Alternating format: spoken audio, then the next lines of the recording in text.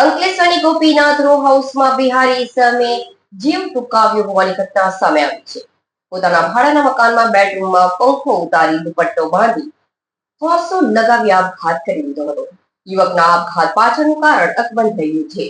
પાડોશી દ્વારા GIDC police મથકે ફરિયાદ નોંધાવતા પોલીસે તપાસ શરૂ કરી હતી. બનાવની વિગતો અનુસાર મૂળ બિહારના થાના દરભંગાના સત્યમ હીરાલાલ ચૌધરી અને હાલ અંકલેશ્વરના સારંગપુર ગામ રાજપીપળા રોડ પર આવેલ ગોપીનાથ રો હાઉસમાં B28 નંબરના મકાનમાં ભાડેથી રહી નોકરી કરી રહ્યો હતો.